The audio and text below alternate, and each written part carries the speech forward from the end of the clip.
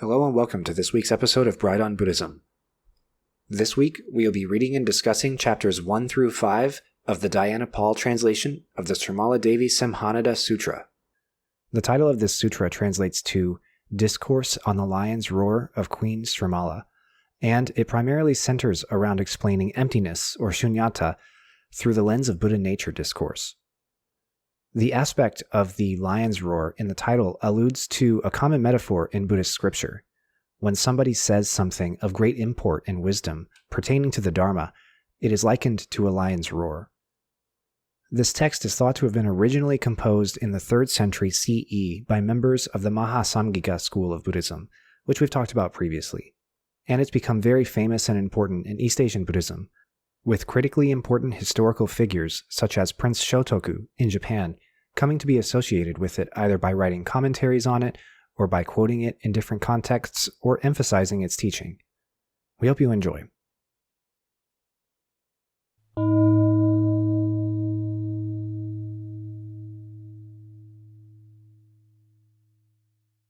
The Śrīmālādevī Siṃhanāda Sūtra, Chapter 1. The Merits of the Tathagata's True Dharma. Thus have I heard. One time, the Buddha was residing in the Jeta garden of Anathapindika's park in the city of Srivasti in the kingdom of Kosala. At that time, King Prasenajit and Queen Malika, who had only recently attained faith in the Dharma, said these words together. Śrīmālā, our daughter, is astute and extremely intelligent. If she has the opportunity to see the Buddha, she will certainly understand the Dharma without doubting its truth. Sometime we should send a message to her to awaken her religious state of mind. The queen said, now is the right time. The king and queen then wrote a letter to Śrīmālā, praising the Tathagata's immeasurable merits, and dispatched a messenger named Chandira to deliver the letter to the kingdom of Ayodhya, where Śrīmālā was queen. Entering the palace, the messenger respectfully conferred the letter to Śrīmālā, who rejoiced upon receiving it, raising the letter to her head as a sign of reverence. She read and understood it, arousing a religious mind of rare quality. Then she said to Chandira in verse, I hear the name Buddha, the one who is rarely in the world. If my words are true, that the Buddha is now in the world, then I will honor him. Since I humbly submit that the Lord Buddha came for the sake of the world, he should be compassionate with me, allowing me to see him. At that very moment of reflection, the Buddha appeared in heaven, radiating pure light in all directions, and revealing his incomparable body. Śrīmālā and her attendants prostrated themselves reverently at his feet, and, with pure minds, praised the true merits of the Buddha. The body of the Tathagata, excellent in form, is unequaled in the world, being incomparable and inconceivable. Therefore, we now honor you. The Tathagata's form is inexhaustible, and, likewise, his wisdom. All things eternally abide in him. Therefore, we take refuge in you. Having already exorcised the mind's defilements and the 4 kinds of faults of body and speech, you have already arrived at the undaunted stage. Therefore, we worship you, the Dharma King. By knowing all objects to be known, and by the self-mastery of your body of wisdom, you encompass all things. Therefore, we now honor you. We honor you, the one who transcends all measures of space and time. We honor you, the one who is incomparable. We honor you, the one who has limitless Dharma. We honor you, the one beyond conceptualization. Śrīmālā said, Please be compassionate and protect me, causing the seeds of Dharma to grow within me. In this life and in future lives, please, Buddha, always accept me. The Buddha responded, I have been with you for a long time, guiding you in former lives. I now again accept you, and will do likewise in the future. Śrīmālā said, I have produced merits at present and in other lives. Because of these virtuous deeds, I only wish to be accepted. Then Śrīmālā and all of her attendants prostrated themselves before the Buddha's feet. The Buddha then made this prediction among them. You praise the true merits of the Tathagata because of your virtuous deeds. After immeasurable periods of time, you will become sovereign among the gods. In all lives, you will continually see me and praise me in my presence, in the same manner as you are doing now. You will also make offerings to the immeasurable numbers of Buddhas for more than 20,000 immeasurable periods of time. Then you, Śrīmālā, will become the Buddha named Samantaprabha, Universal Light, the Tathagata, Arhat, perfectly enlightened one. Your Buddha land will have no evil destinies and no suffering due to old age, illness, deterioration, torments. There will be no evil whatsoever, not even the word for evil. Those who are in your land will have the 5 desires of the senses fulfilled, longevity, physical power, and physical beauty, and will be happier than even the gods who control enjoyments created by others. They will all be exclusively Mahayana, having habitually practiced virtuous deeds and assembling in your land. When Queen Śrīmālā had received this prediction, the innumerable gods, humans, and other beings vowed to be born in her land. The Buddha predicted to everyone that they all would be born there. Chapter 2. The 10 Ordination Vows. At that time, Śrīmālā, having received the Buddha's prediction, respectfully arose to take the 10 major ordination vows. O Lord, from now until I am enlightened, I will not transgress the discipline that I have received. I will have no disrespect toward the venerable elders. I will not hate living beings. I will not be jealous of others with regard to either their physical appearance or their possessions. I will not be stingy, although I have little sustenance. O Lord, from now until I am enlightened, I will not accumulate property for my own benefit. Whatever I receive will be used to assist living beings who are poor and suffering. I will practice the 4 all-embracing acts of giving, kind speech, benefiting others, and cooperation toward leading all beings to virtuous deeds. This I will do for all living beings, and not for myself. I accept all living beings without lust, without satiation, and without prejudice. When I see living beings who are lonely, imprisoned, ill, and afflicted by various misfortunes and hardships, I will never forsake them, even for a moment, for I must bring them peace. Through my good deeds, I will bring them benefits and liberate them from their pain. Only then will I leave them. When I see those who hunt or domesticate animals, slaughter, or commit other such offenses against the precepts, I will never forsake them. When I obtain this power to teach all beings, I will restrain those who should be restrained and assist those who should be assisted wherever I see such living beings. Why? Because by restraining and assisting them, one causes the eternal continuation of the Dharma. If the Dharma continues eternally, gods and humans shall flourish, and evil destinies shall diminish in number. Then the wheel of the Dharma that is turned by the Tathagata will again be turned. Because I see these benefits, I will save and never quit teaching the living beings. O Lord, from now until I'm enlightened, I accept the true Dharma, never forgetting it. Why? Because those who forget the Dharma forget the Mahayana. Those who forget the Mahayana forget the perfections. Those who forget the perfections do not aspire toward the Mahayana. If the Bodhisattvas are not committed to the Mahayana, they cannot have the aspiration to accept the true Dharma. Acting according to their pleasure, they will not be able to transcend the level of common people. Because I have seen in this way the immeasurably great errors of humans, and have seen the immeasurable merits of the Bodhisattvas, those great beings who will accept the true Dharma, I will accept these great ordination vows. O Lord of the Dharma manifested before me, you are my witness. Even though the Lord Buddha presently witnessed my testimony, living beings' virtuous deeds are superficial. Some of them are skeptical and extremely difficult to save through these 10 ordination vows. They engage in immoral activities for long periods of time and are unhappy. In order to bring peace to them, I now declare, in your presence, that my vows are sincere.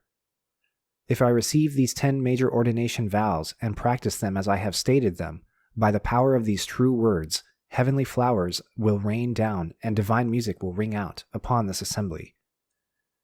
Just as Śrīmālā said these words, a shower of heavenly flowers poured from the sky, and divine music rang out. It is so, it is so. What you have said is true, not false. Having seen these wondrous flowers, and having heard this music, the entire assembly no longer was skeptical. rejoicing immeasurably and exclaiming, "We wish to stay with Queen Śrīmālā, and together we would like to join in practice with her." The Buddha predicted to all that their wish to stay with Queen Śrīmālā would be fulfilled. Chapter 3. The Three Great Vows. At that time, Queen Śrīmālā, again, in the presence of the Buddha, professed the three great vows. By the power of my earnest aspiration, may I bring peace to immeasurable and unlimited living beings. By my virtuous deeds, throughout all rebirths, may I attain the wisdom of the true Dharma. This is called the first great vow. Having attained the wisdom of the true Dharma, for the sake of all living beings, may I explain the Dharma without wearying. This is called the second great vow. In accepting the true Dharma, may I abandon body, life, and wealth and uphold the true Dharma. This is called the third great vow. At that time, the Lord prophesied to Śrīmālā. With reference to the three great vows, just as all forms are contained in space, so likewise the Bodhisattva vows, which are as numerous as the sands of the Ganges River, are all contained in these three great vows. These three vows are the truth and are extensive. Chapter 4. Acceptance of the True Dharma. At that time, Queen Śrīmālā said to the Buddha, "Having received the Buddha's power, I will now explain the great vow which is controlled by the principle of the true Dharma, being the truth without error." The Buddha said to Śrīmālā, "I permit you to explain as you wish." Śrīmālā said to the Buddha, "The Bodhisattva vows, which are as numerous as the sands of the Ganges River, are all contained in the one great vow that is called acceptance of the true Dharma. Acceptance of the true Dharma truly is the great vow." The Buddha praised Śrīmālā. "Excellent, excellent. Your wisdom and skillful means are most profound and subtle. You have already, for a long time, increased in virtue. In the future, living beings who develop such virtue will be able to understand you. Your explanation of the acceptance of the true Dharma is that which the Buddhas of the past, present, and future have explained, now explain, and will explain.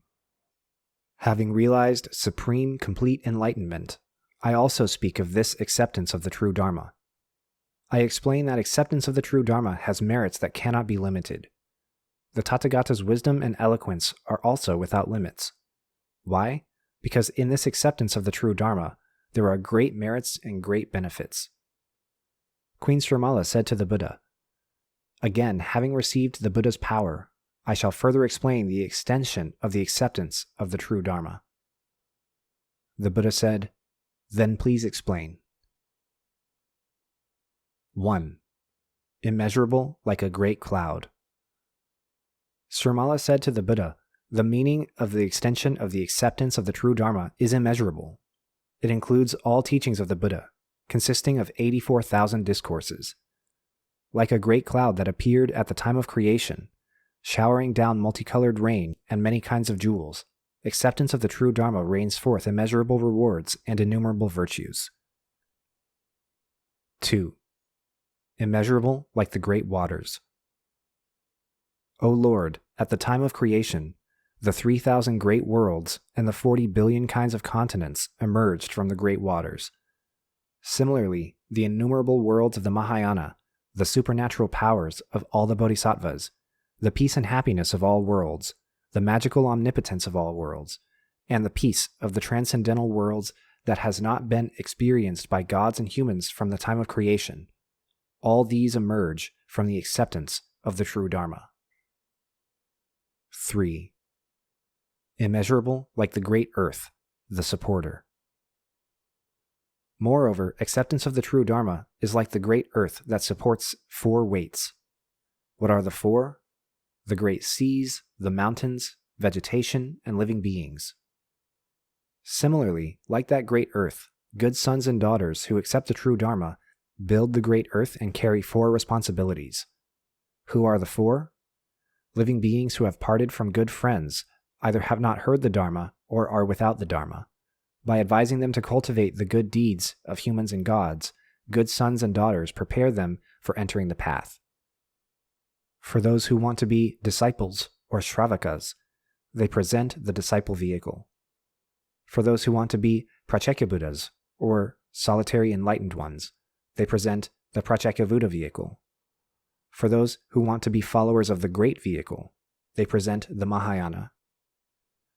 These are the good sons and good daughters who will accept the true Dharma, build the great earth, and carry the four responsibilities. Therefore, Lord, good sons and daughters who accept the true Dharma, build the great earth, and carry the four responsibilities, become friends without being asked for the sake of all living beings. In their great compassion, they comfort and sympathize with living beings and become the Dharma mother of the world. 4. Like the great earth, which has 4 jewel storehouses. Again, acceptance of the true Dharma is like the great earth that has 4 kinds of jewel storehouses. What are the 4? They are the priceless, the supremely valuable, the moderately valuable, and the slightly valuable. These are the great earth's 4 kinds of jewel storehouses. Similarly, good sons and daughters who accept the Dharma and build the great earth obtain the 4 kinds of precious jewels, namely living beings. Who are the 4?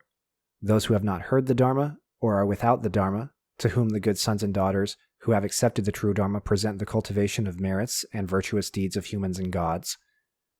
Those who want to be Shravakas, or disciples, are presented with the disciple vehicle.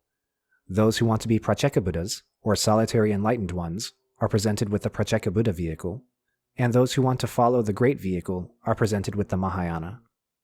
Therefore, all the good sons and daughters who obtain the great jewels, namely living beings, realize extraordinarily rare merits because of acceptance of the Dharma. Lord, the great jewel storehouse is the acceptance of the true Dharma. 5. Identical with the true Dharma itself. Lord, acceptance of the true Dharma means the true Dharma itself is not different from acceptance of the true Dharma. The true Dharma itself is identical with acceptance of the true Dharma. 6. Identical with the perfections. Lord, the perfections are not different from the one who accepts the true Dharma. The one who accepts the true Dharma is identical with the perfections. Why?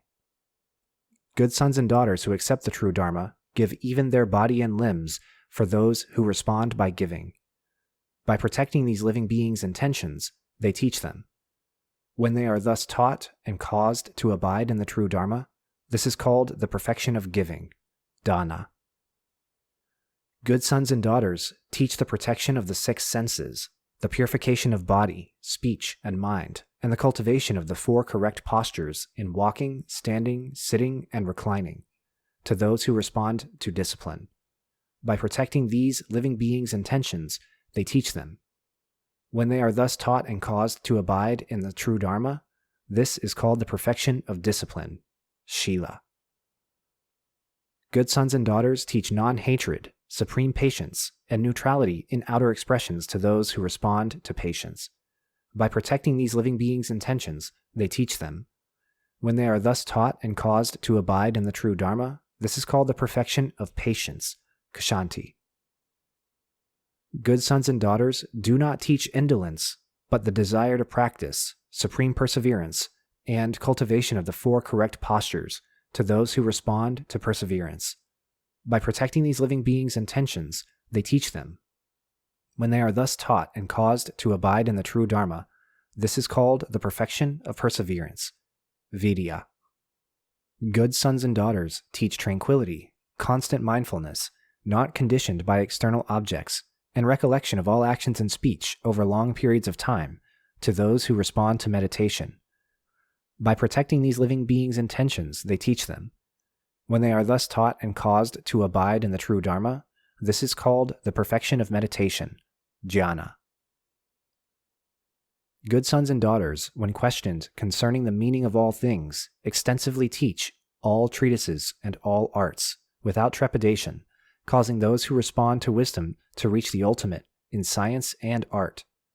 By protecting these living beings' intentions, they teach them. When they are thus taught and caused to abide in the true Dharma, this is the perfection of wisdom, prajna. Therefore, O Lord, the perfections are not different from the one who accepts the true Dharma. The one who accepts the true Dharma is identical with the perfections. O Lord, now receiving your power, I will further explain the greatness of the true Dharma. The Buddha said, "Please do so." Identical with the one who accepts the true Dharma.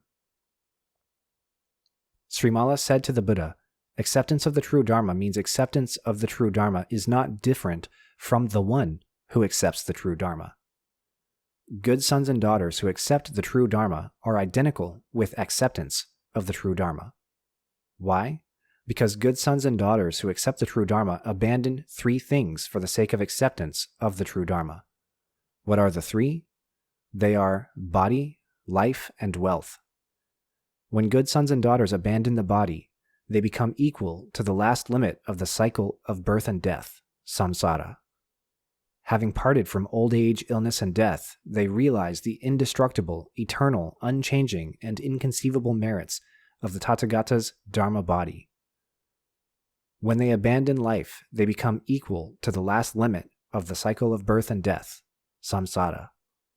Ultimately, having parted from death, they realize the limitless, eternal, and inconceivable merits, penetrating all the profound Buddha dharmas. When they abandon property, they become equal to the last limit of the cycle of birth and death. Having realized the inexhaustible, indestructible, ultimately eternal, inconceivable, and complete merits that are not common to all other living beings, they obtain the excellent offerings of all living beings. Lord, good sons and daughters who have abandoned these 3, body, life, and wealth, and have accepted the true Dharma, will always obtain the predictions of all the Buddhas concerning their Buddhahood, and will be honored by all living beings. Furthermore, O Lord, good sons and daughters who accept the true Dharma without distortion and without deception or misrepresentation will love the true Dharma and accept the true Dharma, entering into Dharma friendship when the 4 groups of followers, monks, nuns, laymen, and laywomen, are forming rival factions that cause the destruction and dispersion of the Sangha. Those who enter into Dharma friendship will certainly receive the prediction of their future Buddhahood by all the Buddhas. O Lord, I see that acceptance of the true Dharma has such great powers. Because you are the eye of truth, the wisdom of truth, the source of the Dharma, and you penetrate all things, you are the basis for the true Dharma, and know all things. At that time, the Lord was joyous over Śrīmālā's explanation concerning the great powers of acceptance of the true Dharma. The Buddha said, Śrīmālā, what you have said is true. The great powers of acceptance of the true Dharma are like a very strong man who only briefly touches a vulnerable part of one's body, yet causes great pain. Similarly, Śrīmālā, barely accepting the true Dharma, causes suffering to Mata, the evil one. I do not even see one remaining good act that can cause suffering to Mata in the manner that only barely accepting the true Dharma does. Moreover, the bull king has a form without equal, surpassing all other bulls. Similarly, even just barely accepting the true Dharma in the Mahayana is superior to all the virtuous deeds of the 2 vehicles, because it is so extensive. The majestic bearing and uniqueness of great Mount Sumeru surpasses all other mountains. Similarly, the merit of abandonment of body, life, and wealth in the Mahayana, acceptance of the true Dharma, with a benevolent heart, surpasses the merit of those who have engaged only in the virtuous deeds of the Mahayana, but do not abandon body, life, and wealth. Because of its extensiveness, of course, it is superior to the 2 vehicles. Thus, Śrīmālā, through acceptance of the true Dharma, explain this teaching to living beings, teach and convert living beings, and confirm living beings in the Dharma. Therefore, Śrīmālā, acceptance of the true Dharma has these great benefits, these great blessings, and these great fruits. Śrīmālā, even if I explain the merits and benefits of acceptance of the true Dharma for countless periods of time, I shall not reach the end of explaining it. Therefore, acceptance of the true Dharma has immeasurable and unlimited merits. Chapter 5. the one vehicle. The Buddha said to Queen Śrīmālā, "Now you should further explain the acceptance of the true Dharma that was taught by all the Buddhas." Queen Śrīmālā said to the Buddha, "Very well, O Lord, I will, upon receiving your exhortation." Then she said to the Buddha, "O Lord, acceptance of the true Dharma is acceptance of the Mahayana. Why? Because the Mahayana brings forth all the good acts of the world and of the transcendental, of the disciples, and of the Pratyeka-Buddhas. O Lord, just as the 8 great rivers flow from Lake Anavatapta, so likewise all the good acts of the world and of the transcendental, of the disciples and the Pratyeka-Buddhas emerge from the Mahayana. O Lord, moreover, just as all seeds are able to grow only when they depend on the earth, so likewise all the good acts of the world, of the transcendental, of the disciples, and of the Pratyeka-Buddhas are able to increase only when they depend on the Mahayana. Therefore, O Lord, abiding in the Mahayana, one accepts Mahayana. This is identical with abiding in the 2 vehicles and accepting all the good acts of the world, of the transcendental, and of the 2 vehicles. What are the 6 stations that the Lord explains? They are the continuity of the true Dharma, the extinction of the true Dharma, the rules of the Pratimoksha, the discipline of the Vinaya, the renunciation of one's home, and ordination. On behalf of the Mahayana, the Lord preaches these 6 stations. Why? Because the continuity of the true Dharma is explained for the sake of the Mahayana. Continuity of the Mahayana is continuity of the true Dharma. Extinction of the Mahayana is extinction of the true Dharma. The rules of the Pratimoksha and the discipline of the Vinaya have the same meaning even though they are different in name. The discipline of the Vinaya is learned by the Mahayanists. Why? Because one renounces home and becomes ordained for the sake of the Buddha.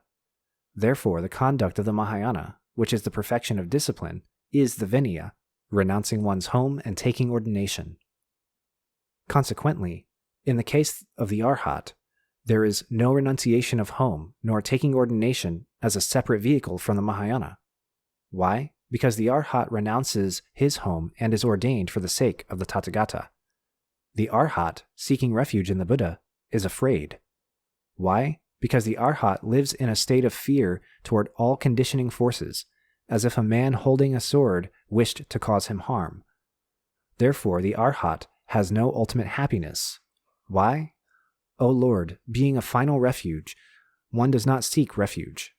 Living beings who are without a refuge, having this or that fear, seek refuge because of these fears.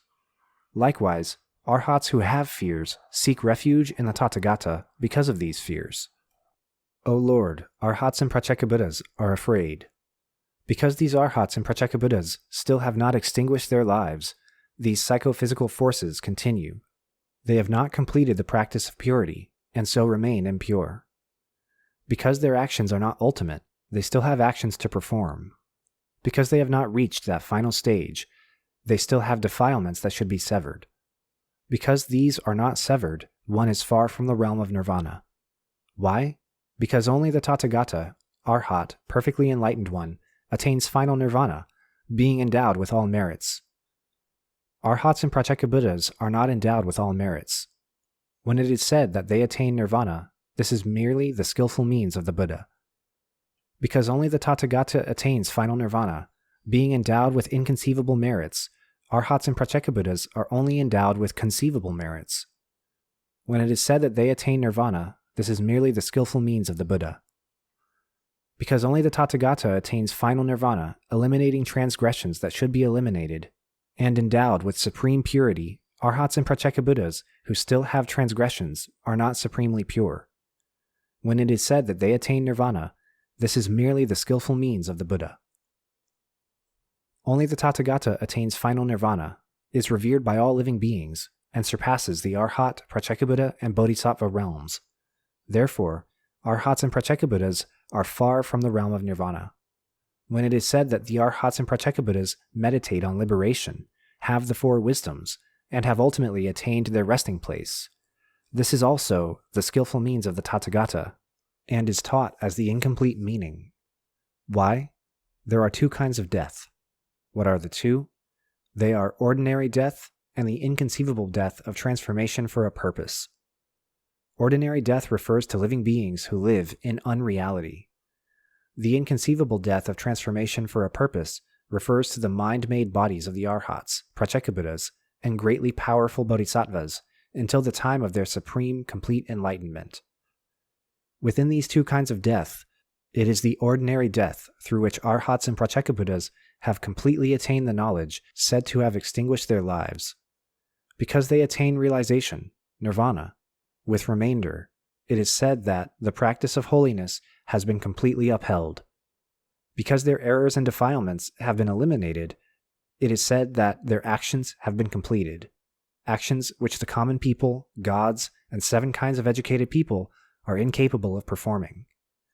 Because Arhats and Pratyekabuddhas cannot be reborn since their defilements are eliminated, it is said that they are not reborn.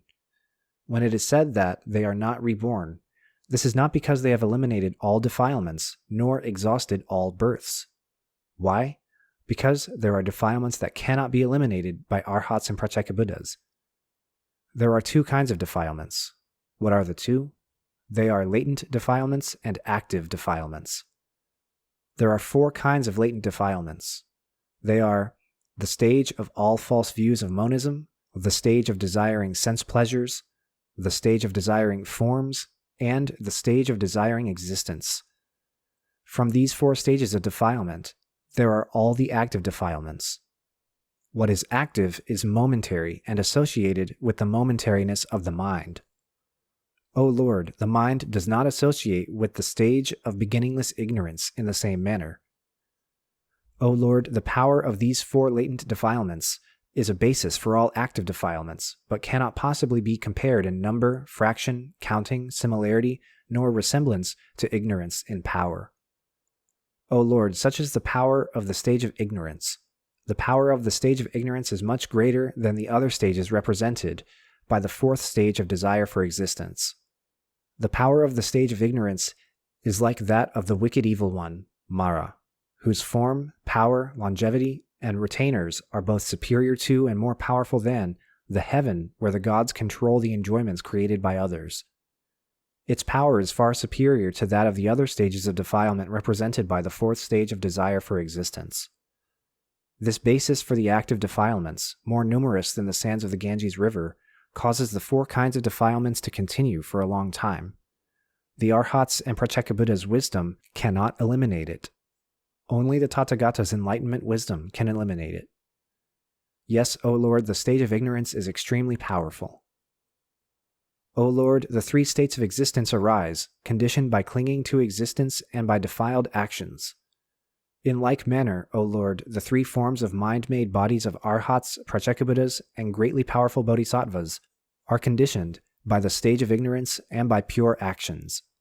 In these 3 levels, the Arhat, Pratyekabuddha, and Bodhisattva stages, the 3 kinds of mind-made bodies and pure actions are based upon the latent stage of ignorance.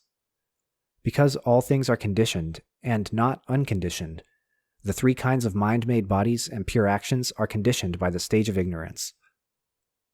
O Lord, thus the other stages of defilement, represented by the 4th stage of desire for existence, are not identical with the stage of ignorance with respect to action. The stage of ignorance is different from the 4 stages and is eliminated by the Buddha stages and by the enlightenment wisdom of the Buddha. Why? Arhats and Pratyekabuddhas eliminate the 4 kinds of stages, but their purity is not complete, for they have not attained autonomy, nor have they accomplished their realization of enlightenment. Their purity that is not completed refers to the stage of ignorance. O Lord, Arhats, Pratyekabuddhas, and Bodhisattvas in their very last body do not know and do not awaken to the various phenomena because of the impediments of the stage of ignorance. Because they are not aware of these phenomena, they cannot absolutely eliminate what should be eliminated. Because they do not eliminate all defilements, they are liberated with remaining faults, which is not liberation separated from all faults. They have purity with remaining purification to be done, which is not purity in its entirety. They accomplish merits with remaining merits to be accomplished, which is not entirely meritorious. Because they accomplish liberation with remainder, purity with remainder, and merits with remainder, Arhats, Pratyekabuddhas, and Bodhisattvas know suffering with remainder, eliminate the source of suffering with remainder, attain the extinction of suffering with remainder, and practice the path with remainder. This is attaining partial nirvana. Those who attain partial nirvana are turned toward the nirvana realm. If one knows all suffering, entirely eliminates the source of suffering, attains the complete extinction of suffering, and practices the entire path, one will attain permanent nirvana in a world that is impermanent and decadent, impermanent and distressed. In a world without protection, a world without a refuge, there is a protector and a refuge. Why? There is attainment of nirvana because of the differentiation between inferior and superior phenomena. O Lord, there is attainment of nirvana because of the equality of all phenomena. Because of the equality of knowledge, one attains nirvana. Because of the equality of liberation, one attains nirvana. Because of the equality of purity, one attains nirvana. Therefore, nirvana has the same quality as liberation. O Lord, if the stage of ignorance is not absolutely eliminated, then one does not attain the same quality of knowledge and liberation. Why? If the stage of ignorance is not absolutely eliminated, then phenomena more numerous than the sands of the Ganges River that should be eliminated will not be absolutely eliminated. Because phenomena are more numerous than the sands of the Ganges River that should be eliminated are not eliminated, the phenomena more numerous than the sands of the Ganges River that should be attained will not be attained, and the phenomena that should be manifested will not be manifested. Therefore, the accumulation of defilements in the stage of ignorance produces both the defilements that are severed by the practice of the entire path and the virulent defilements, as well as the virulent defilements of the mind, of meditation, of concentration, of contemplation, of insight, of skillful means, of wisdom, of the results of the path, of attainment, of power, and of fearlessness. These are all the active defilements more numerous than the sands of the Ganges River that are eliminated by the enlightenment wisdom of the Tathagata. All these defilements are due to the stage of ignorance. All the active defilements that arise are caused by and conditioned by the stage of ignorance. O Lord, among the defilements that arise, the mind and its various faculties arise together momentarily. O Lord, the mind does not associate with the stage of beginningless ignorance in the same manner. O Lord, all phenomena are more numerous than the sands of the Ganges River that should be eliminated by the Tathagata's enlightenment wisdom, are supported and sustained by the stage of ignorance. For example, all the seeds that depend on the earth for their life, sustenance, and growth would be ruined if the earth were ruined. Similarly, all phenomena more numerous than the sands of the Ganges River that should be eliminated by the Tathagata's enlightenment wisdom are based upon the stage of ignorance for their life, sustenance, and growth. If the stage of ignorance is eliminated, all phenomena more numerous than the sands of the Ganges River that should be eliminated by the Tathagata's enlightenment wisdom will be eliminated. If all defilements and virulent defilements are eliminated, all phenomena more numerous than the sands of the Ganges River will be attained by the Tathagatas, who penetrate them without obstruction. Omniscience is separate from all transgressions, attaining all the merits of the Dharma King, the Dharma Lord, attaining autonomy and manifesting the stage of autonomy from all phenomena. O Tathagata, Arhat, perfectly enlightened one, who has the lion's roar, the complete extinction of one's life, the complete practice of holiness, the completion of actions, and the non-acceptance of rebirth, have been explained up until now, based upon your lion's roar, for their complete meaning. First, there is the knowledge of the Tathagatas, who, by means of their unsurpassed powers, subdue the four evil ones, appear in all worlds, and are worshipped by all living beings. They attain the inconceivable Dharma body, all spheres of knowledge, and unobstructed autonomy in all things. In this stage, there is no action nor attainment that is higher.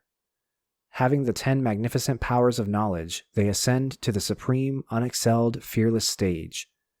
With their omniscient, unobstructed knowledge, they understand without relying on another. This wisdom that does not accept rebirth is the lion's roar. O Lord, second, there is the knowledge of the Arhats and Pratyekabuddhas who cross over the fears of birth and death and gradually attain the happiness of liberation with this thought: I have parted from the fears of birth and death and no longer experience the suffering of birth and death. Lord, when Arhats and Pratyekabuddhas meditate, they do not accept rebirth and have insight into the supremely restful stage of nirvana. O Lord, those who first attained that stage of nirvana were not ignorant of the Dharma and were not dependent upon others. They also knew they had attained the stages with remainder through their own efforts and would inevitably attain supreme complete enlightenment. Why? Because the Shravaka and the Pratyekabuddha vehicles are included in the Mahayana. The Mahayana is the Buddha vehicle. Therefore, the three vehicles are the one vehicle. Those who attain the one vehicle attain supreme complete enlightenment.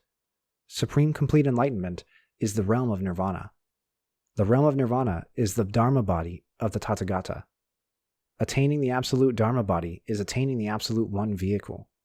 The Tathagata is not different from the Dharma body. The Tathagata is identical to the Dharma body. If one attains the absolute Dharma body, then one attains the absolute one vehicle. The absolute one vehicle is unlimited and unceasing. O Lord, the Tathagata, who is not limited by time, is the Tathagata, Arhat, perfectly enlightened one, equal to the utmost limit of the cycle of birth and death.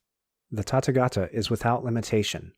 His great compassion also is unlimited, bringing peace and comfort to the world. His unlimited great compassion brings unlimited peace and comfort to the world. This explanation is a good explanation concerning the Tathagata.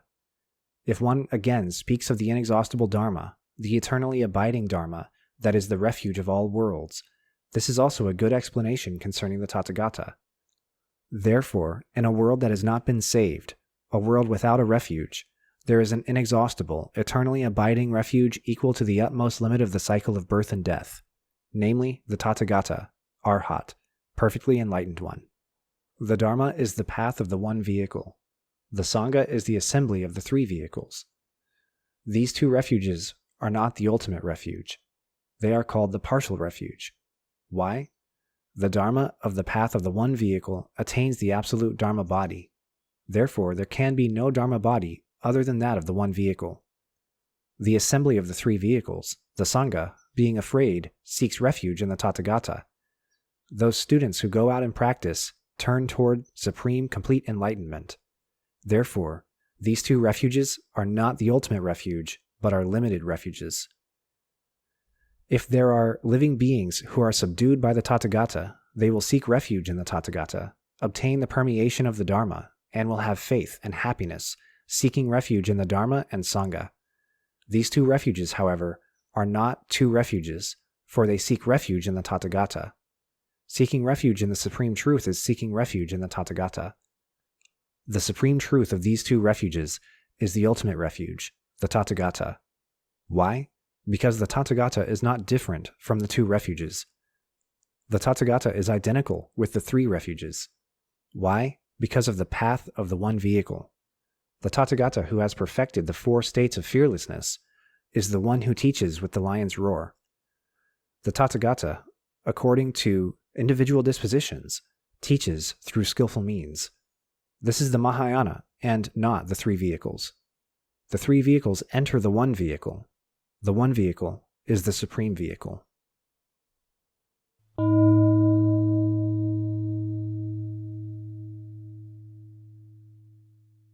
That was chapters 1 through 5 of the Śrīmālādevī Siṃhanāda Sūtra. Docs, what did you think?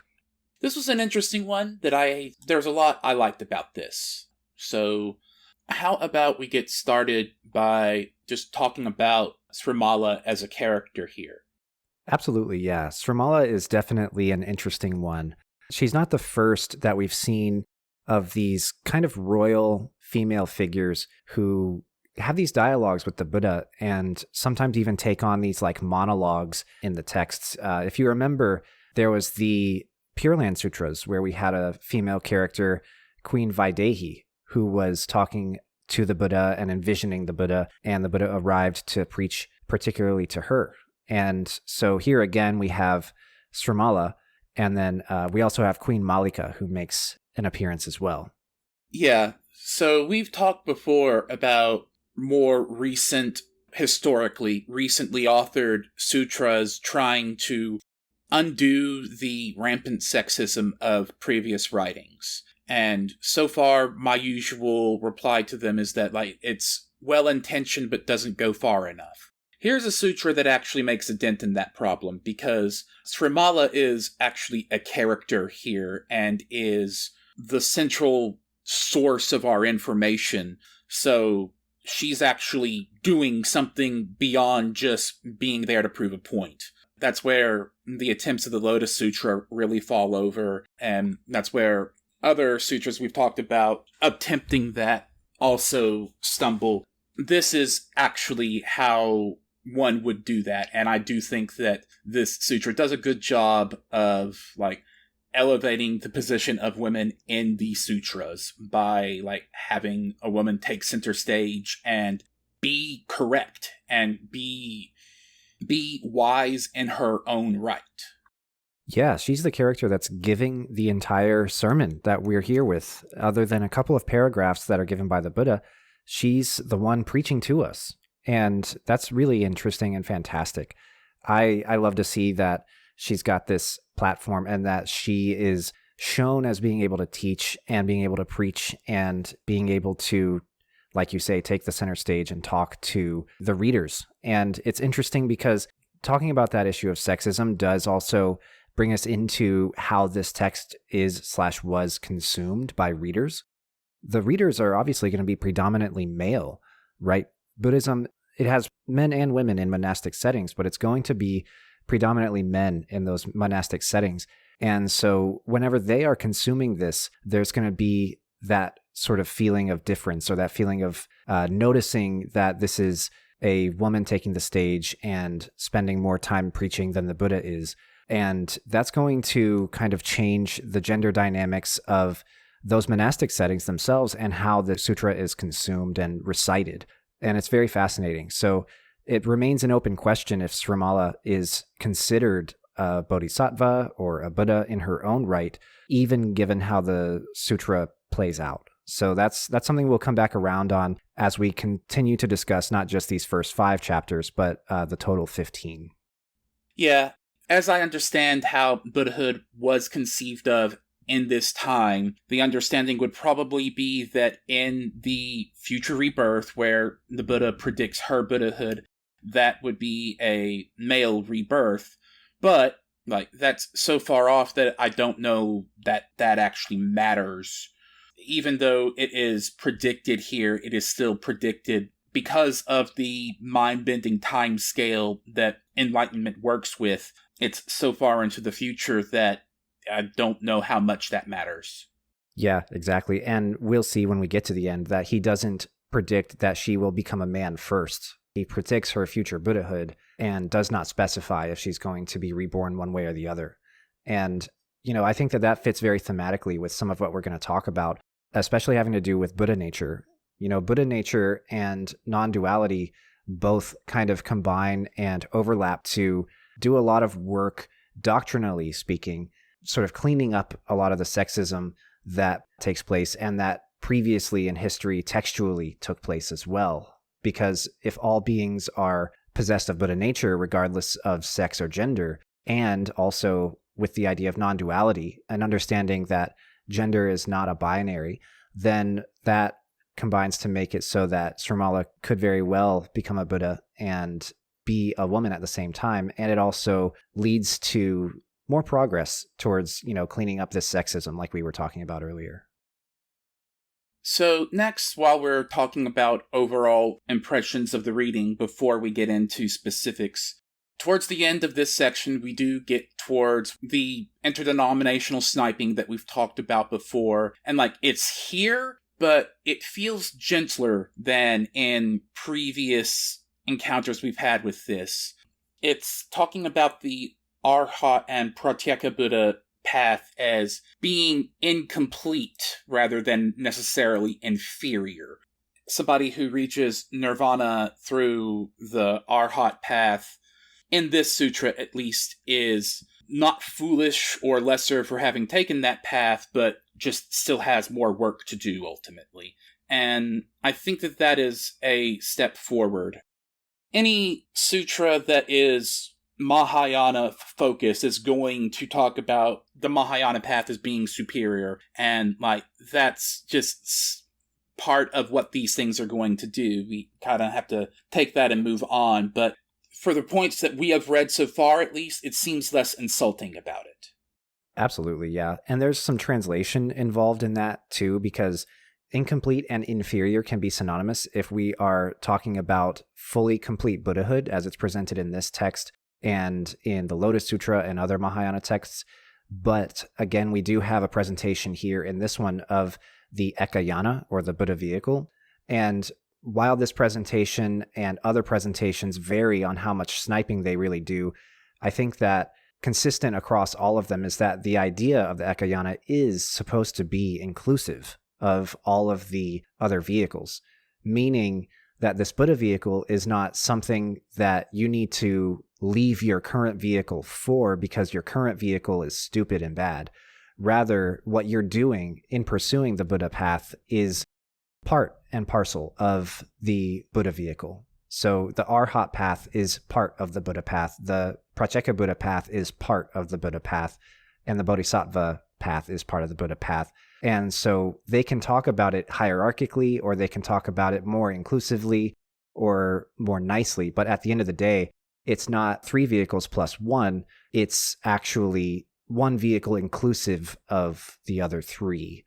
I don't know if that makes sense how I'm describing it, but it's supposed to be a lot more welcoming and validating of what's going on, I think. And in certain translations and in certain sutra presentations, it doesn't come across that way. It comes across very condescendingly and treats it like a hierarchy when it's not really supposed to be one. I do think that there is some element of hierarchy in how it's treated here. The Mahayana path is extolled as being superior, but it's also not demeaning about it, I guess. It definitely felt less mean-hearted than what we have seen in previous. Absolutely, yeah. So let's go through this chapter by chapter. So, chapter 1, we've already talked about how this centers on Śrīmālā, and it also makes it clear that Queen Malika is the one who makes the call that it's time to have Queen Śrīmālā meet the Buddha. And she starts out here, at the Buddha's feet and giving praise and bowing to him. But that's where everyone is in these sutras, so don't lose a lot of points for that. Men are also doing these kinds of acts of worship, so still on that. So it seems odd to me, and this has come up in several sutras we've talked about, but it seems odd to me that removing the desire for pleasant experiences and accepting the presence of unpleasant experiences is a core part of enlightenment, of a liberation. But at the same time, the Buddha promises paradise and very material rewards for pursuing that path. In the sutra, we have, quote, "Your Buddha land will have no evil destinies and no suffering due to old age, illness, deterioration, torments." I thought that the presence of those problems was one of the reasons human rebirth was considered so fortunate.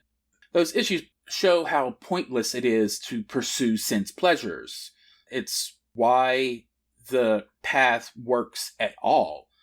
So, it's hard to judge what's going on here from the perspective of preaching.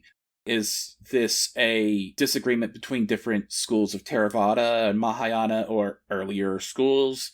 Is this the Buddha or a writer using the Buddha's voice trying to entice people into the religion? Am I mistaking how liberation and dukkha works here? We see this over and over again, and it does not jive with what the actual goal and what the actual path should be, it seems like. I'm glad you brought that up, because it's a serious problem that we have here. And it's a problem that strikes to the core of definitely a lot of later Mahayana texts, especially this text, the Lotus Sutra, a lot of the Tathagatagarbha, or the Buddha nature texts, and the Pure Land texts. Here's the issue that you're describing, right? We have on the one hand, this Buddha who was a rich prince and renounced all of that and left the palace to go become a monastic. And he preaches about eliminating the roots of sensory desire and eliminating the roots of attachment and sensory indulgence, and finding a middle way between the extremes of, total sensory isolation and total sensory deprivation. And then on the other end of the spectrum, total hedonism. So that's on the one hand. And then on the other hand, we have these descriptions of Pure Lands that have 7 kinds of jeweled trees that are made up of the 7 precious gemstones in Buddhism. And then we have the Dharma and enlightenment presented as this treasure trove of wealth, material and immaterial. And we have the Buddha, Sangha, and Dharma literally called the 3 treasures. And we have these descriptions here, like your Buddha land will have no evil destinies, no suffering due to old age, illness, deterioration, torments, and other descriptions that are present in the text we'll come to later. They talk about how rich and ritzy and comfy these places all are. So the question, like you say, is what's actually happening? And the truth is there's no resolution. There's no answer to that question. I think that you can write off some of it as the Buddha trying to entice, and writers using the Buddha's voice trying to entice and to speak to people's desires as they have them now. People have desires for material wealth and comfort, even if they are ready to accept that their desires for sensory pleasure are, ultimately inadequate and ultimately problematic. So it could be written off that way. But at the end of the day, it's happening so much, and it's being preached with such certainty and with such vivid description that there really actually may be an actual paradise type situation going on here, where the Buddha maybe on one level is trying to replace your desire for real life material wealth with what he's presenting as immaterial dharmic wealth, whatever, but it's just too much too often. And so I don't see it as a Theravada Mahayana disagreement, and I don't see it all as a writer enticing people to practice the religion. I see it as actually just kind of two contradictory truths in the religion. It's especially true in the context of talking about Buddha lands. What you speak about it being so fortuitous to be reborn as a human, being able to realize the pointlessness of sense pleasures, being in that perfect range of dukkha versus wisdom so that we can make discernments and improve our situation. A necessary component of being able to understand, practice, implement, pursue the Dharma is dukkha, is suffering. And I don't mean suffering in the bad translation way. I mean it in the actual agonizing pain kind of way. And so if you go to a Buddha land where there's no suffering and there's no dukkha and there's no bad rebirths, then is your enlightenment limited? Is your knowledge and awareness of Dharma limited? Whenever you go to Śrīmālā's Buddha land or to Amida's Buddha land, there's not even the word dukkha in those places. There's no suffering due to old age, illness, deterioration, death, torments. Those are a crucial part of making sense of the Dharma and understanding why one must pursue it. The presence of suffering in this camp and liberation in the further camp on the far shore, that's a crucial sort of tension that draws people along on the path. And so I really don't understand how that works. And I don't think anyone's given a satisfactory answer for it over centuries. How do people in Buddha lands finally reach Buddhahood or finally reach enlightenment even if there is no suffering, no word for suffering, no idea of suffering? That's half of the Dharma, and the other half is how to get rid of it. So I'm not sure how that resolves. I think that's a serious doctrinal problem. I buy that problem as being a very critical terminal issue in Buddhism more than I would ever buy a problem of theodicy, like we've talked about before, having to do with Shingon Buddhism, for example. That theodicy problem is solved very easily in Buddhism as opposed to being solved with great difficulty in other religions.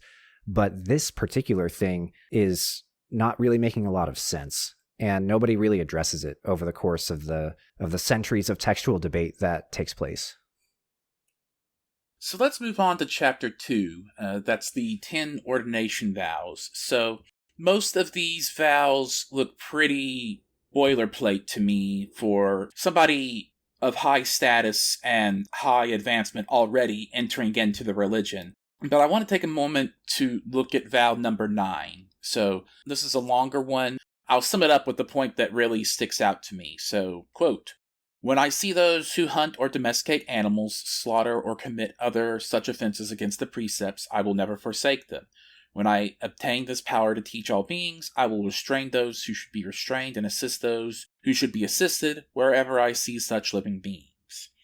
So I like this vow because it acknowledges the reality of being part of the world, especially this would have been written in times that are less food secure, at least relative to the two of us in the United States right now. Less food secure than we are, which means that there's no getting away without having hunters there to get food for people. Ranchers who slaughter their animals for food. Like, that has to happen to at least some degree.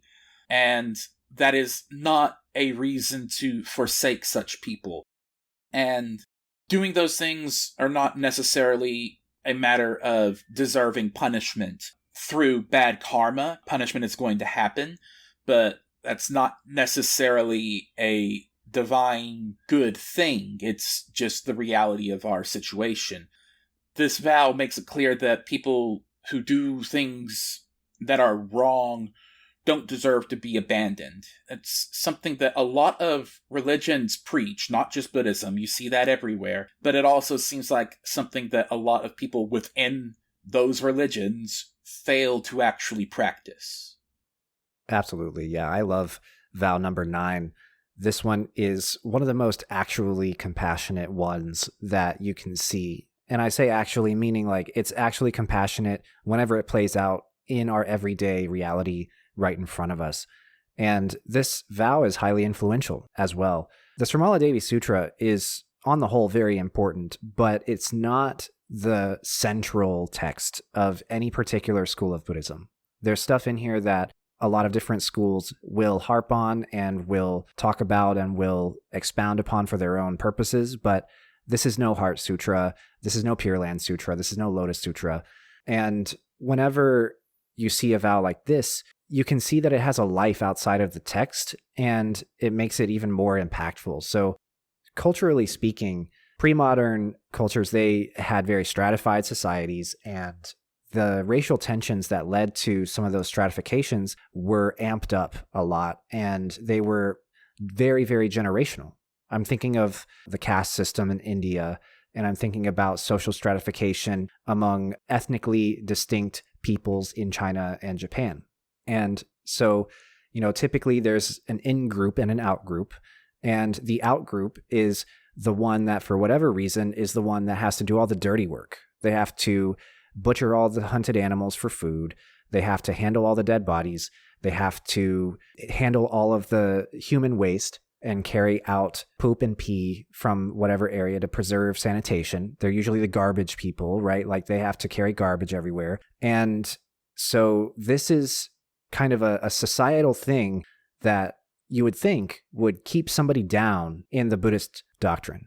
If we're just following the letter of let's say the first 5 precepts, then those people are less than, right? That's kind of what in practice has been thought of in these different cultures.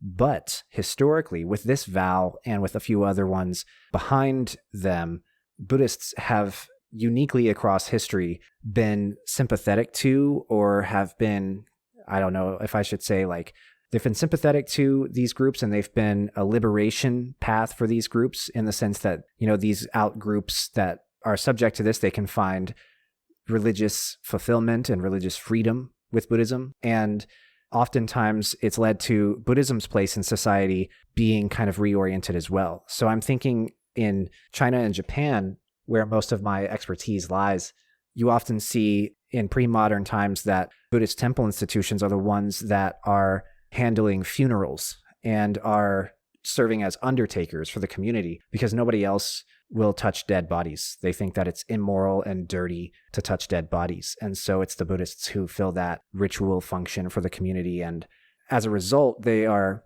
a lot closer with, and even the monastic communities are comprised of people who are in these outgroups. And so I think that's a very positive vow doctrinally and textually, but also positive when it has been applied in practice in Buddhism. I think something I'll say about the 10 ordination vows altogether is that they don't follow typical patterns of vows that have been made by male bodhisattvas. And that's very crucial to emphasize here, especially since Princess Śrīmālā is, center stage of this text. And in addition to the pattern being different, the tone overall is a little bit different than we're used to as well. There's a lot of language about not forsaking people in these bad situations. I will not hate living beings is number 3. If I see living beings who are lonely, imprisoned, ill, or afflicted by misfortune and hardship, I'll never forsake them. That's number 8. We just talked about number 9. And I don't know, this is a very interesting representation of the bodhisattva ideal in this sort of feminine light. I think that it's fascinating because this text was almost absolutely, certainly authored or compiled by men. And so the way that they're presenting these 10 vows give it a sort of motherly tone, or maybe like a female bodhisattva of compassion sort of tone like we see with Guanyin in Chinese culture. The female bodhisattva ideal comes to sort of be comparable in the Western context to like a Mother Mary figure who will never, never leave you and will hear your cries and will serve this kind of maternal function. And Śrīmālā is making some vows that kind of contribute to that overall tone that really makes this an interesting set. It's cool to read a set of female bodhisattva vows because we don't get them that much in the texts. So I really like this chapter, chapter 2. So moving on to chapter 3, this is a very short one, and I didn't see that much to talk about, but I am very interested to see how great vow number 3, which reads, "In accepting the true Dharma, may I abandon body, life, and wealth and uphold the true Dharma." So eventually one abandons body and life naturally. Like, we're going to die eventually, so that is a vow that is going to fulfill itself regardless. But abandoning wealth, now that's an interesting thing to combine with the reality of being royalty. We haven't finished the sutra yet, so the answer to this may come later. And it also may be an answer that comes outside of the sutra, but when a member of royalty vows to renounce their wealth and then goes back to live in their palace, like, how does that jive? Like, it's one thing to practice charity and alms and that kind of thing, but that's abandoning part of your wealth. And as the scale of wealth goes, usually not that much of it. So how does that idea of abandoning wealth go alongside the idea of being royalty? Yeah, a very good question. So there's a couple of really important and really good things that you bring up there. One thing is that as royalty, her renunciation of wealth, one of her vows also from the 10 vows in chapter 2, by the way, was, "I'll not accumulate wealth for my own sake or for my own benefit." And here again, we have, "I'll abandon wealth." And so in this way, being this member of royalty and then renouncing it all, she is in a lot of ways mirroring the journey of the Buddha, or at least mirroring the moment in the Buddha's life where he did the same thing. And it's fascinating to see that play out in a sutra where the Buddha is also present, because I think that it goes a long way towards, one, showing that the path is possible for women, which is crucial. That's something that people did not believe in or did not accept and still contend with in Buddhism to this day. And then second, it also has to do with what we've talked about, just going through the whole thing, right? So she's giving up wealth, abandoning wealth. She's vowing not to accumulate wealth for her own benefit. And then the Buddha comes back around and says, your Pure Land will be filled with all sorts of wealth, material and immaterial. That's a question, like we said a moment ago, that doesn't have a really solid resolution. But then looking at this chapter and this vow in particular, and in specific, what we're seeing here is that we are signaled that her story will end with her not being a queen anymore. But we don't actually see that. So after this interaction with the Buddha, it says that she'll have a Buddha land in the future and that we should record this sutra and read and recite it and propagate it. But you don't actually get to hear or see what happens to Śrīmālā after this. That's kind of left up to your interpretation or your imagination. So that's kind of fascinating in its own right as well. But then we should come back around to the final point I'll make about this chapter and this vow, which is that in inheriting a lot of Indian philosophy and Indian religion into Buddhism and into the sutras, we should note that as a narrative element, the fact that Śrīmālā is a queen and then is also this highly advanced or spiritually advanced figure, those two are supposed to go hand in hand narratively. Those are supposed to imply each other. And that has to do with the concept of karma and rebirth. If you are in a certain phase or a stage or a mode of the Buddhist path or the Brahmanical path, the Vedic path, if you are making spiritual advancements, then your better rebirths are in a mode where you're being reborn as a very wealthy and royal person. And in inheriting that philosophy, that kind of social hierarchy, it's reinforcing the caste system in its own way, because those at the top are the wealthiest and now are also thought of as being the most spiritually advanced. And it's signaling that those two are consummate with each other and creating an ideal where achievement of wealth is achievement of enlightenment, or achievement of enlightenment is achievement of wealth. And so I have feelings and opinions about that, but that's just sort of narratively what's being signaled. And it's even being signaled in the story of the Buddha himself, because like I said, this mirrors his story. So being reborn as a prince is him having this higher rebirth. And then it gets kind of reformulated in Buddhism to imply he had to be rich, and Śrīmālā had to be rich beyond our wildest dreams so that it would have impact whenever they renounced it all. To show like that's how important the Dharma is that even billionaires would renounce their wealth for it, relative, of course, to time and culture. I say billionaires to demonstrate in our culture how that would look, but demonstrating it back across time and culture, it's so good that even billionaires would burn all their money, light all their money on fire so that they could have this. So interesting stuff going on here with wealth. Moving forward to chapter 4. So this is where Śrīmālā is actually discussing her understanding of what the Dharma is and what it means and what its effects are. So with section 3, we get this quote: "Therefore, Lord, good sons and daughters who accept the true Dharma," skip a bit, "become friends without being asked for the sake of all living beings," unquote. So if you'll permit me to bring some of my real-life garbage into this, outside of this podcast, I've been doing a lot of activism work, and this statement hits on several points that feel similar to what I've experienced in that part of my life. And there's a very important aspect of these, friends without being asked that the text is missing. In the real world, these friends you didn't ask for are still flawed. To try to frame this in Buddhist terms, I think the reasons for these flaws stem from the 3 poisons: greed, hatred, and delusion. I say greed because some of these quote-unquote friends use the good work we're trying to do together to hide manipulative and selfish motivations. I've seen a number of grifters in this space, and I've seen a number of people who try to use their perceived benevolence to manipulate people into doing what they want for the sake of that benevolence. I say hatred because some of these friends have unconscious or unexamined animosity to certain groups of people. I say delusion because some of these friends have inaccurate ideas on what is helpful and what is harmful.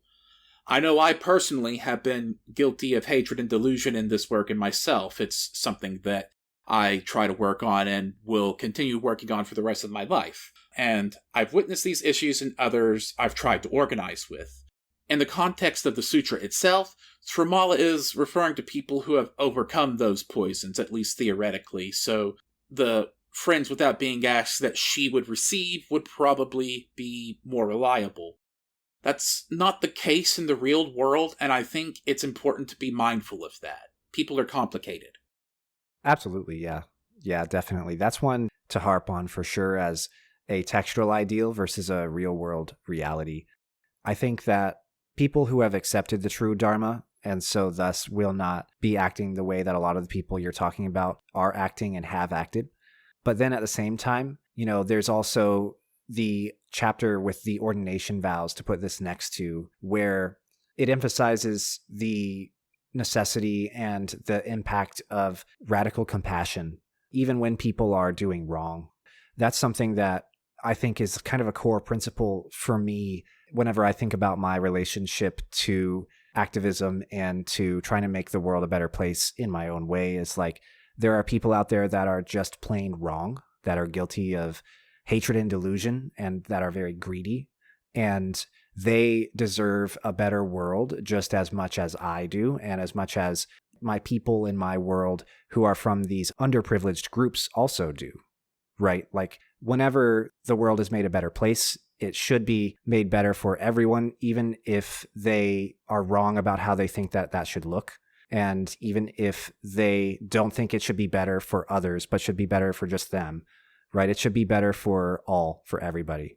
And so that's kind of the thing about radical compassion I was bringing up, is that in Buddhism and in my own life, I try to think of, like, whenever I say that I want climate change to be better, unfortunately, begrudgingly, I kind of mean that I want climate change to be better for Republicans as much as I want it for Democrats and liberals and progressive. Does that make sense? Like, all boats rise on the same water, so to speak.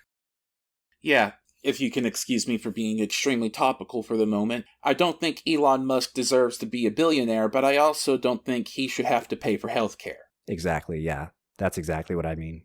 But, like you said, this is a scriptural point before it is a real-world point, and the real-world component is a lot more complicated. When we're talking about characters in the sutras, we're usually talking about people who are either enlightened or well on the way to becoming enlightened, which would negate the problem that I'm bringing up. So it's a matter of, this is talking in a religious context, but it is saying things that overlap with a everyday context and is inaccurate in that everyday context. So, moving forward, let's talk about Section 5 and sections around it. So, a lot of what's discussed here hinges tremendously on what the load-bearing term capital T, capital D, true Dharma means. This idea of capital letters true Dharma is a central, all-encompassing, all-or-nothing thing. To take from the sutra, quote, acceptance of the true Dharma means the true Dharma itself is not different from acceptance of the true Dharma.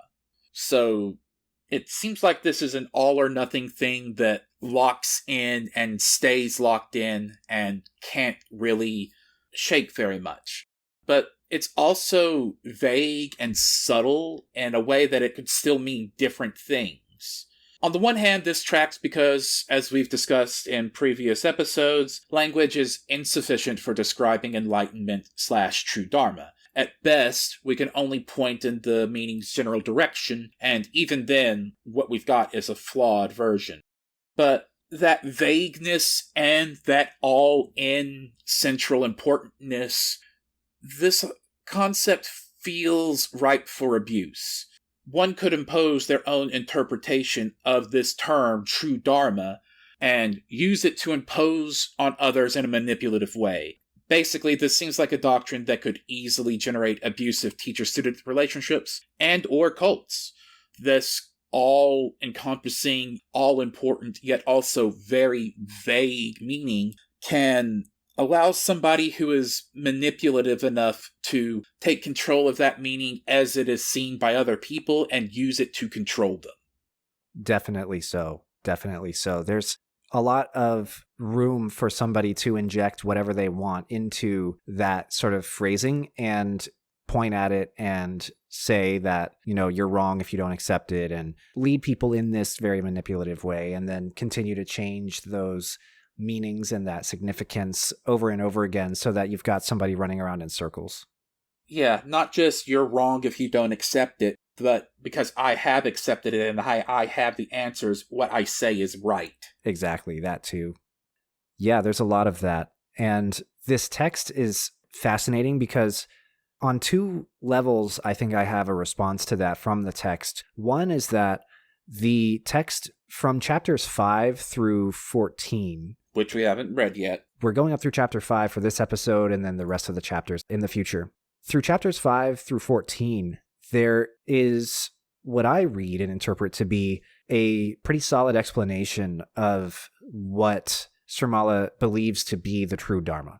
I think that the chapter that we're talking about, chapter 4, sets up a kind of case-by-case, item-by-item sort of description and explanation of what this true Dharma is. But the second layer is important to remember too. The second layer is that the audience is not a gathering of arhats, a gathering of bodhisattvas, a gathering of lay people, a gathering of people who have never heard of Buddhism before. There actually is no audience, really. I mean, the audience is the Buddha himself. And so I should mention two things. One thing I'll mention is that in Zen, this sutra takes on a very important role and in a very important life because it will introduce some very interesting explanations and interpretations of emptiness and of Mahayana morality. And then I should say also it'll take on a very important and interesting life in esoteric Buddhism, because even though the Buddha in this text is Shakyamuni, it's still a performance of the Buddha's Dharma being preached back to him by one of his disciples in a correct way. Meaning, like, he has fed somehow into Śrīmālādevī's knowledge base, wisdom base, somehow, or maybe he hasn't fed into it and she has achieved self-realization of it, but then she's preaching it back to him, and he's saying how correct, how right she is. And so we've talked a lot before about how, one, in Zen, there's this concept of self-realization of noble wisdom. So this is here performance of self-realization. And then in esoteric Buddhism, we've talked about how the Dharma is constantly being preached by Mahaparinirvana to Mahaparinirvana all the time.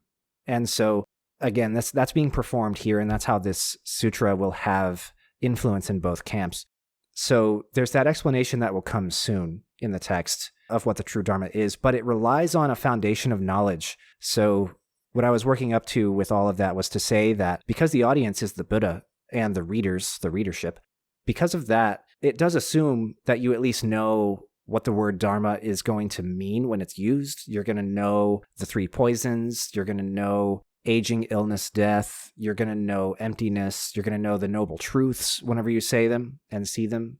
And so there is kind of like a baseline foundation of knowledge, which is why it took me a long time to pick this one. I really have wanted to do this sutra for a long time. And you need a vocabulary to be able to engage with it meaningfully.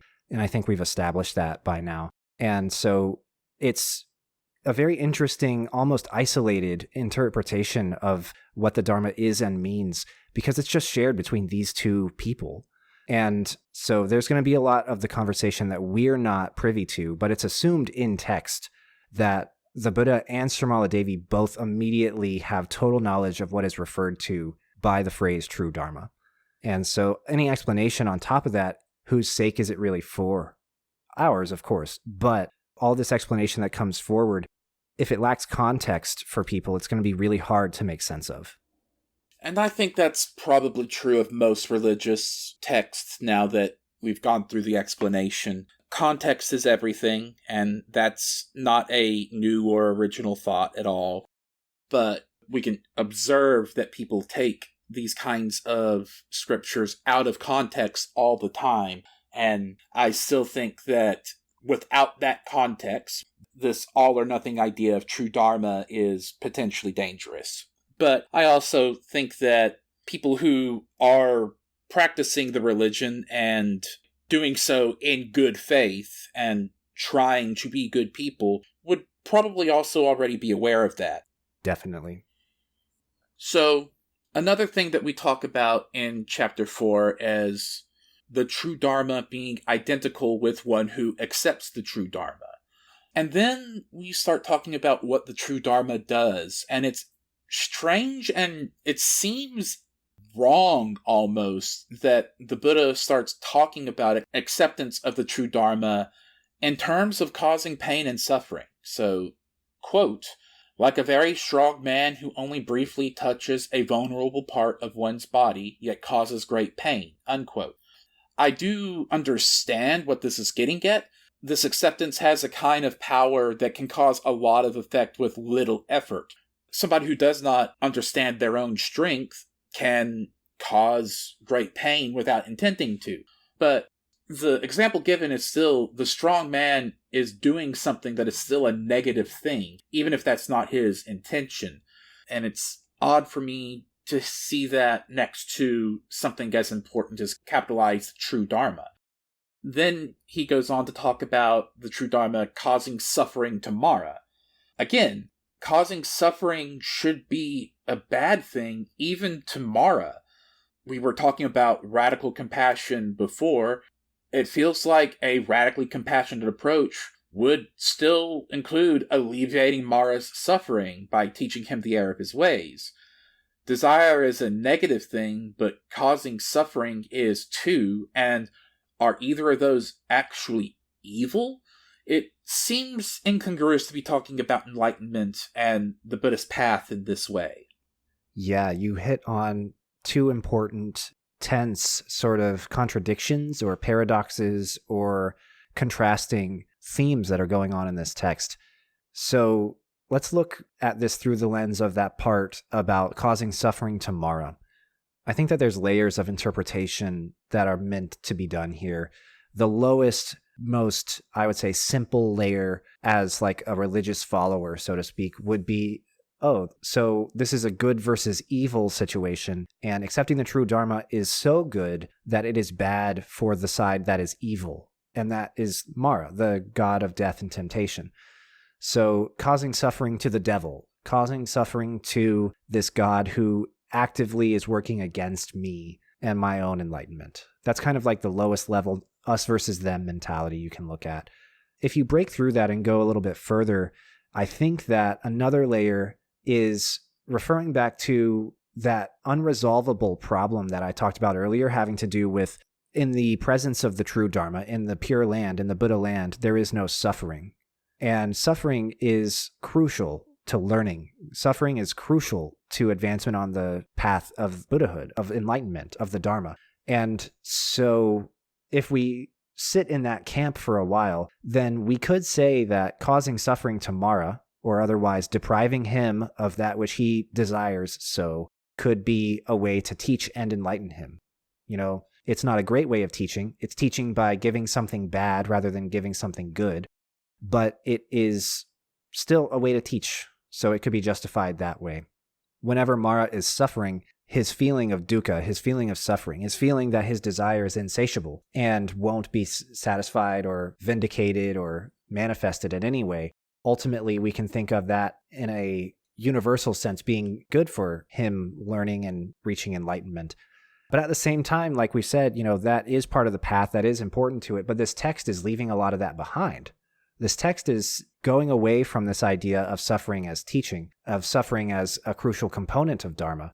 So why is it a good thing to cause suffering to Mara? Why is it compared to causing great pain, like a very strong man who only briefly touches a vulnerable part of one's body and yet causes great pain? None of that makes sense.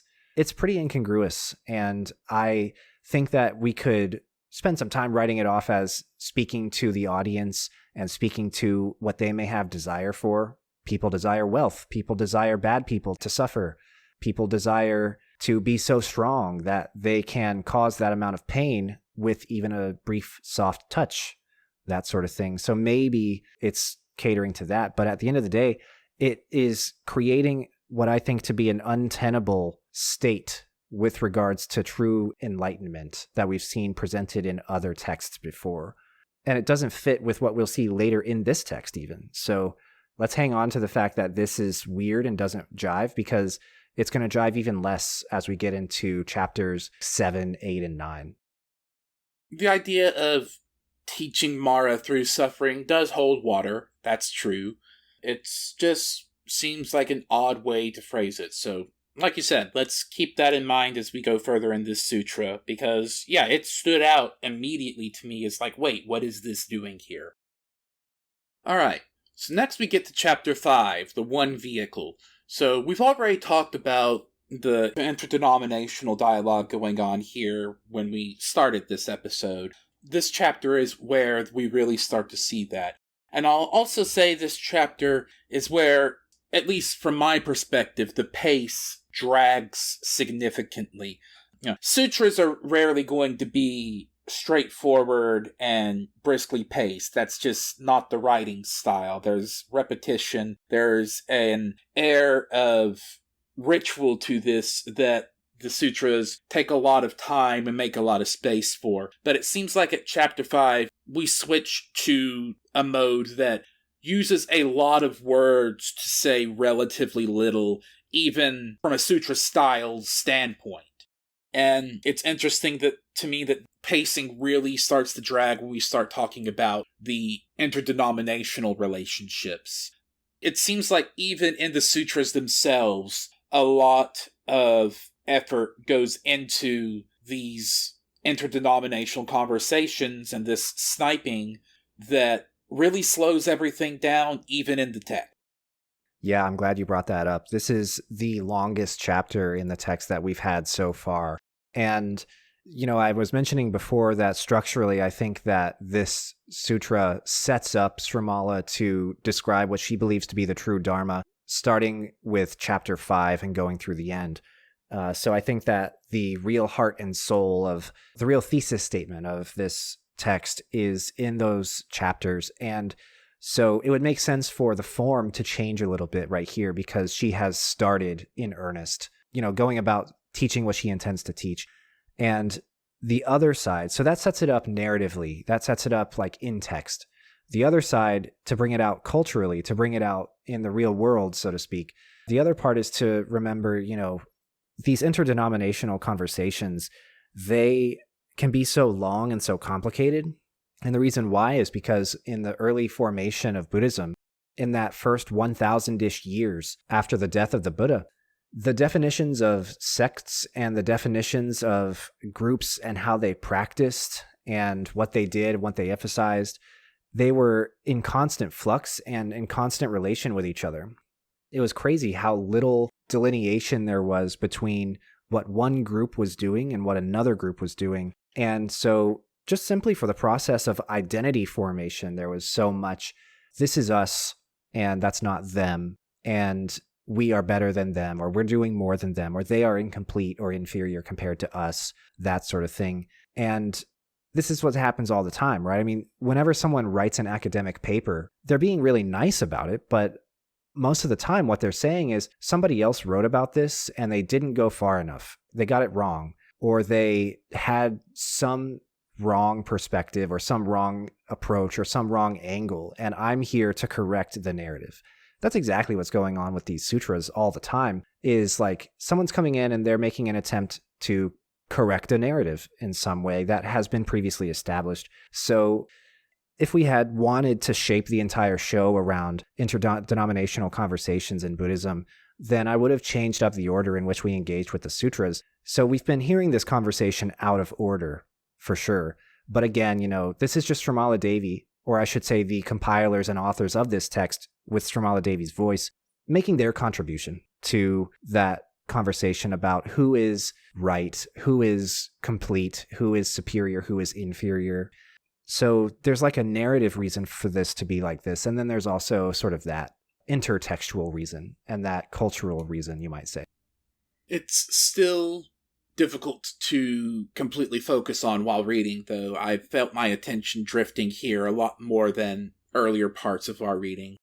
Yeah, what would be a really productive exercise if we were ever so inclined would be to take the Ekayana stuff out of this sutra, entirely by itself out of this sutra, and sit it next to the Ekayana stuff in the Lotus Sutra. I think that would show much more conclusively like what is going on here compared to the existing narrative or other narratives out there having to do with Ekayana, Buddha vehicle.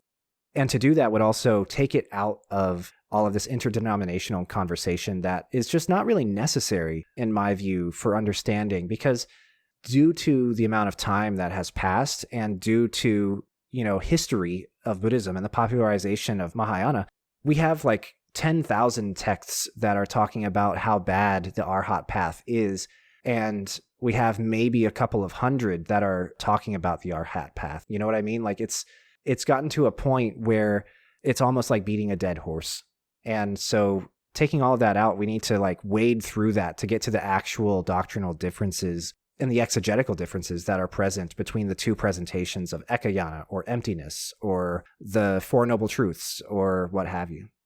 That actually might make a pretty interesting episode later down the line. We should put a pin in that idea. Sure.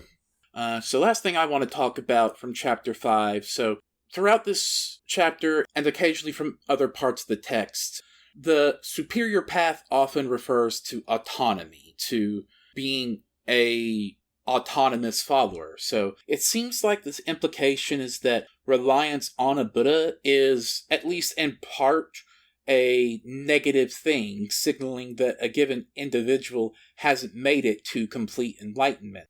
When the work is done, that person is autonomous because they become a Buddha on whom other people rely. Like, the whole thing is that they go forth to spread the Dharma themselves. So it makes me wonder several things. For one, what would Śrīmālā say to/about lay followers? This sutra's target audience is monastics who are trying to reach enlightenment already. So this is not a fair question because, like we've said before, it's out of the context that it's meant to be taken in. But what about the lay followers who are reliant on teachers? It seems like this line of thought would be particularly unkind to Pure Land Buddhists, who are fully reliant and completely invested in the bodhisattvas whose Pure Land they want to get to. It also is interesting how this would relate to Pratyeka Buddhas, who have reached a level of enlightenment without hearing a Buddha preach. Based on the rest of the content of this reading, the Pratyeka Buddhas aren't done, but it also seems like they're a lot more autonomous than other brands of enlightenment. So yeah, this idea of autonomy introduces a lot of interesting questions to me. Yeah, it's good that you bring that up.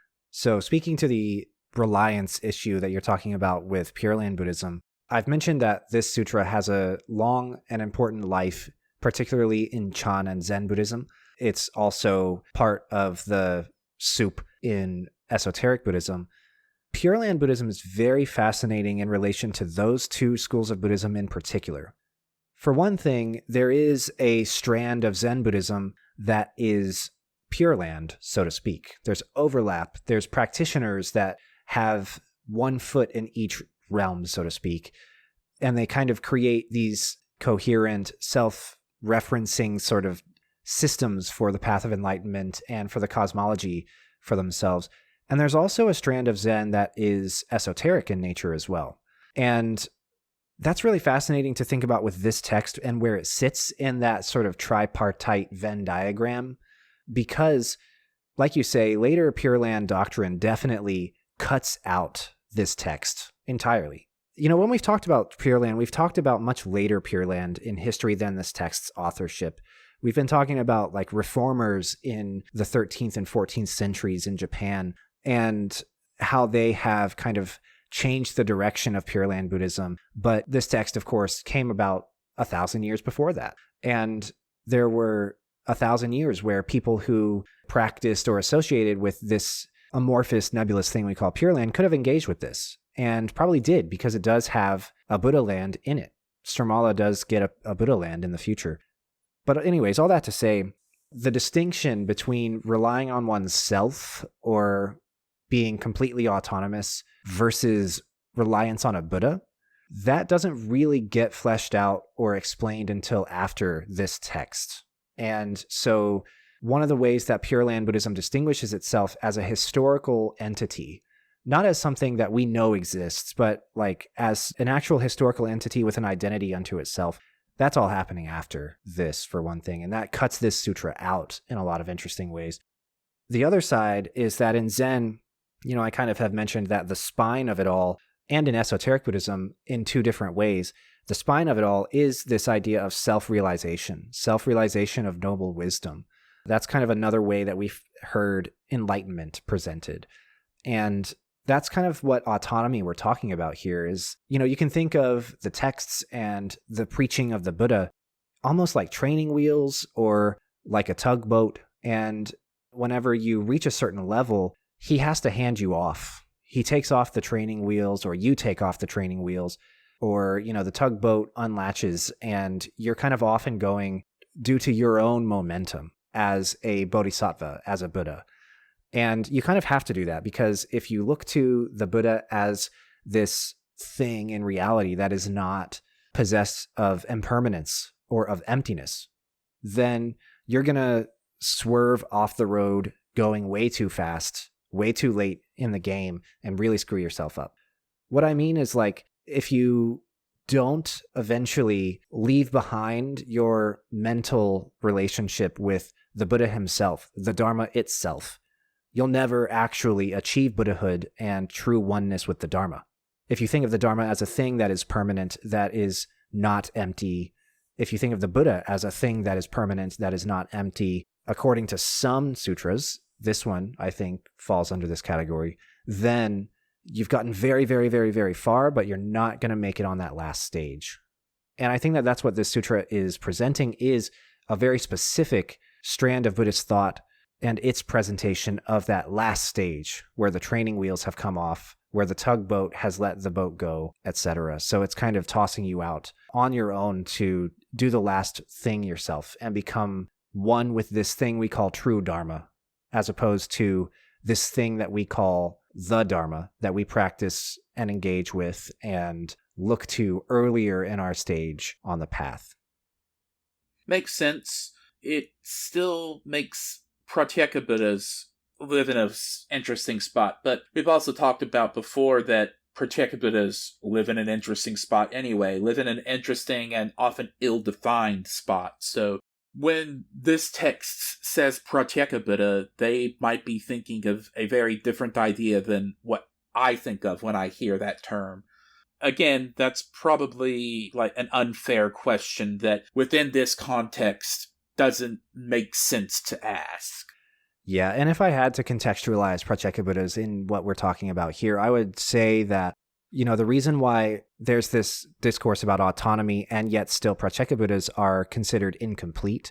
The key difference between Pratyeka Buddhas and fully realized Buddhas in Mahayana has always been two things. It's been the fact that they achieved Buddhahood on their own, which we've talked about, which we know. They did it without ever being in interaction with a teacher. But then, crucial to the relationship with this text is that they then don't go off and help other people. So they remain solitary after their Buddhahood, and that's why it's incomplete. It's better than Arhats because they have achieved their Buddhahood, and Arhats apparently haven't. But they don't then go turn around and teach. They don't go around and lead others to enlightenment and teach them the Dharma.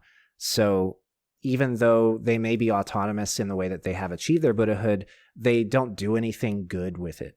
And it's based on, according to, Mahayana Buddhism, a lack of compassion, a lack of understanding of what it means to be a Buddha, the importance in a real world sense of being a Buddha. So in that sense, that's kind of why they're incomplete, is that they are solitary and remain so. So that makes sense, and that is an important distinction, and important enough that I think it is totally fair to call that an incomplete version of enlightenment. And I guess that's really all there is to say on that. So, like I said, I like what I've read quite a bit of this sutra, and I'm very much looking forward to getting into it further. Now, we've spent over an hour talking about this, so it is time to let the conversation drop, but what I've read so far gives me interesting questions and also has good answers, and I like the way that this is developing the idea of enlightenment, who can be enlightened, and also the state of people who fail to keep the precepts within the religion. Like, there's a lot going on here that I like, and I'm very interested to see how this text develops the idea of emptiness, because as we've talked about in previous episodes, that's one that I still have a lot of questions on and still have a lot of... I still want to examine that more, so I look forward to seeing what happens in the realm of emptiness in this sutra.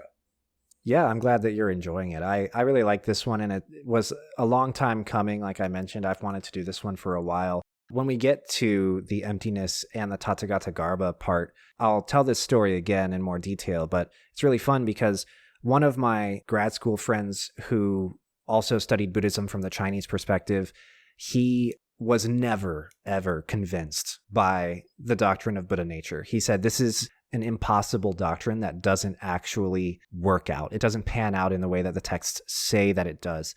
It is incongruent with other stuff.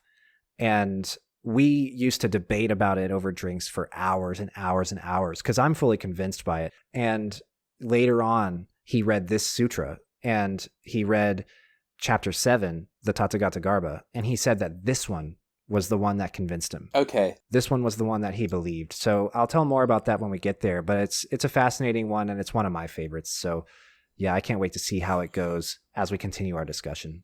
Okay, that has me wanting to see this even more. So yeah, great. But for now, I think it is time for us to conclude this discussion. This has been chapters 1 through 5 of the Diana Paul translation of the Śrīmālādevī Siṃhanāda Sūtra. We're going to come back around to future chapters for more episodes, more discussion, so stick around for that. This is a fantastic text, and I hope that you're all enjoying it as much as we are. And I think that is a good spot to conclude. So thank you very much for listening, and we'll see you for the next one. Thanks for listening, and see you next time.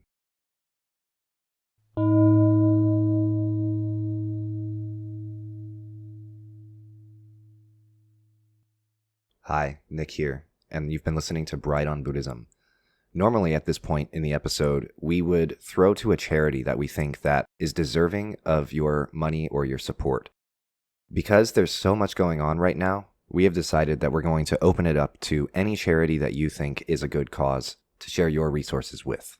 So, if you like our show and would like to support us, please instead give to a charity that you believe does good things for people in need. Thank you.